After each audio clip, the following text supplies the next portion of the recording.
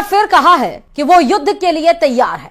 पाकिस्तान के गृह मंत्री ने कहा कि सिंधु जल समझौता रद्द होने का मतलब युद्ध है और पाकिस्तान इससे पीछे नहीं हटेगा। रावलपिंडी हेडक्वार्टर में भी भारत को लेकर लगातार मीटिंग चल रही है।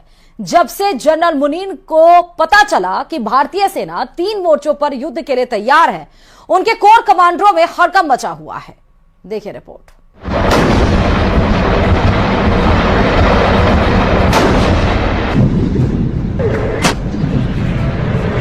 भारत के दुश्मनों को 3 तरफ से घेरा जा रहा है।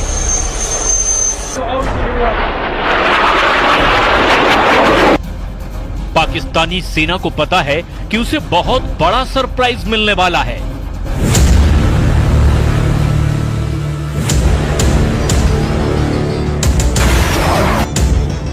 क्योंकि पहलगाम में पाकिस्तान के आतंकियों ने जो किया उसकी माफी नहीं, सजा मिलेगी और वो भी सजाए मौत मिलेगी।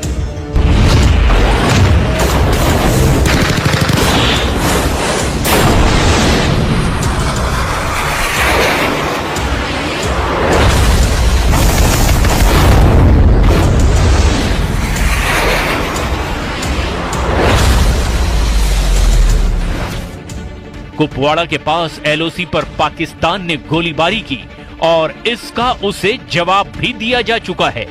रिपोर्ट है कि अगर पाकिस्तान ने 600 गोलियां चलाई तो भारत ने इसके जवाब में 1300 राउंड फायर कर दिए। यानी पाकिस्तान को एलओसी पर जवाब मिलना शुरू हो गया है। पाकिस्तान के हर अटैक के बदले डबल काउंटर अटैक हो रहा है।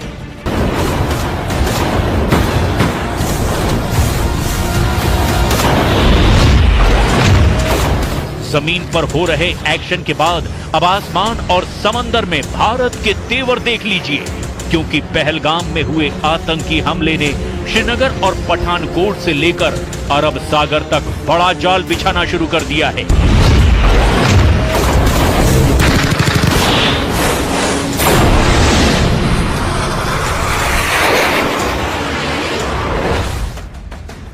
एलओसी से लेकर भारत और पाकिस्तान के बॉर्डर और साथ में अरब सागर तक हाई अलर्ट है। भारत के सबसे खतरनाक हथियार एक्टिव कर दिए गए हैं। एलओसी पर भारत की फौज अलर्ट है। पंजाब और राजस्थान सेक्टर में बीएसएफ की कड़ी निगरानी है और S-400 जैसे तमाम एयर डिफेंस सिस्टम भी अब 24 घंटे एक्टिव कर दिए गए हैं।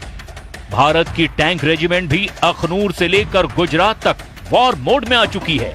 इस वक्त एयरफोर्स में 2 जहाज बहुत एक्टिव हैं और वो हैं सुखोई 30 MKI और राफाल, जो भारत के फ्रंटलाइन फाइटर माने जाते हैं। इन सब के बीच बड़ी खबर यह है कि पाकिस्तान का पहलगाम वाला एजेंडा फेल हो चुका है। नौसेना ने अपनी फायर पावर दिखाकर बता दिया है कि जो पाकिस्तान चाहता है वो कभी नहीं होगा। कि पहलगाम में आतंकी हमला भारत को बांटने की साजिश थी, जो पूरी तरह से नाकाम हो चुकी है। आतंकियों ने देश को बांटने की जो कोशिश की वो 48 घंटे के अंदर ही फेल हो गई।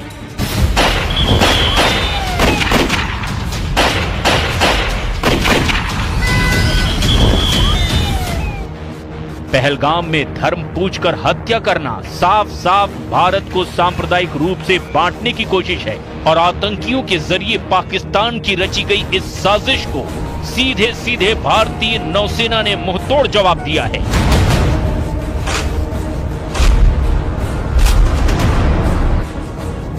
नौसेना की ओर से सोशल मीडिया पर तस्वीरें जारी करके बताया गया कि एकता में शक्ति है। एकता में शक्ति यानी भारत को धर्म के नाम पर बांटने वालों को ऐसा जवाब मिलेगा जिसमें उन्हें तबाह करने का सिग्नल भी है। इस तस्वीर में 5 डिस्ट्रॉयर हैं, 3 हैं विशाखापट्टनम क्लास और 2 हैं कोलकाता क्लास। ये दोनों तरह के डिस्ट्रॉयर भारतीय नौसेना के सबसे खतरनाक जंगी जहाज माने जाते हैं। नौसेना ने साफ बताया कि उसके वॉरशिप मिलकर दुश्मन से लड़ने के लिए तैयार हैं। दुश्मन के खिलाफ अब एक होने की जरूरत है, यानी मैसेज साफ है, बांटने वालों को अब बख्शा नहीं जाएगा। एक ही सफ में नौसेना के 5 जंगी जहाज। और इस फोटो के जरिए नौसेना ने अपनी रेंज और फायर पावर की एक छोटी सी झलक भी दिखाई है। पाकिस्तान के खिलाफ नौसेना की क्या तैयारी है, इसे और डिकोड करते हैं।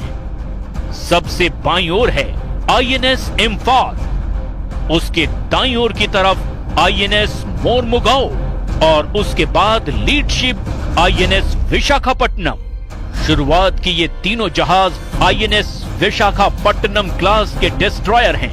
आईएनएस विशाखापट्टनम के दाईं तरफ है कोलकाता क्लास के आईएनएस चेन्नई और आईएनएस कोच्चि। इन्हीं में से एक यानी विशाखापट्टनम क्लास के जहाज आईएनएस सूरत की फायर पावर का भारत ट्रेलर दिखा चुका है।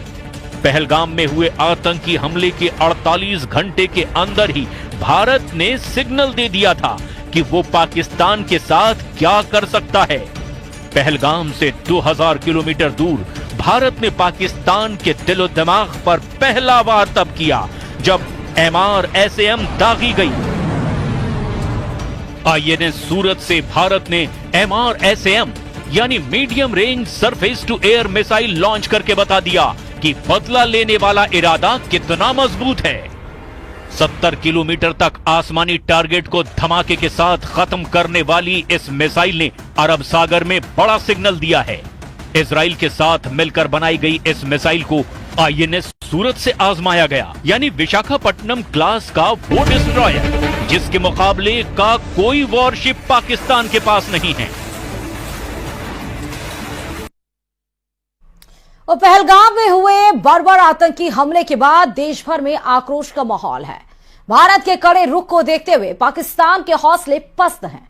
पाकिस्तान भारत को युद्ध की धमकी दे रहा है, लेकिन वो ये भूल जाता है कि उसने कई बार भारत के हाथों मुंह की खाई।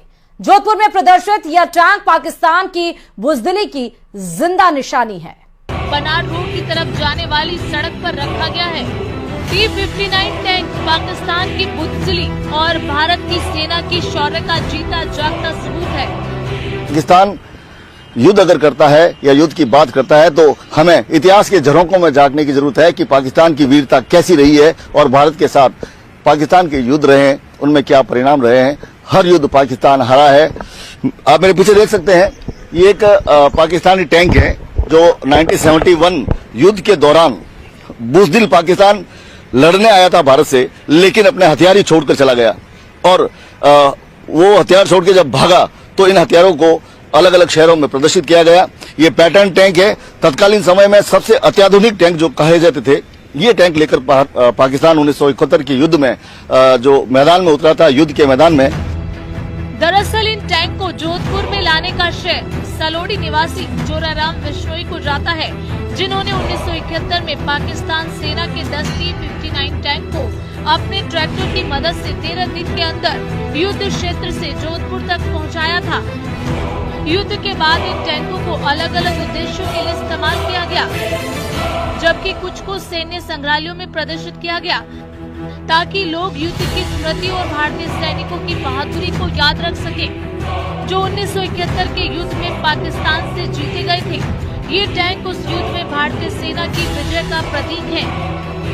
हाँ, बस 1971 में ये छोड़ के चले गए थे। वो कुछ नहीं, गिद्दड़ बम के है, उससे कुछ नहीं होने वाला है।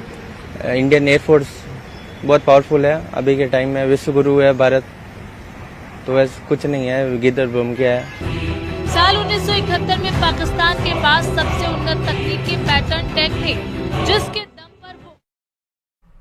और चलिए इसी के साथ ही इस रिपोर्ट में फिलहाल अभी इतना ही। बाकी अन्य खबरों के लिए देखते रहिए News 18 राजस्थान।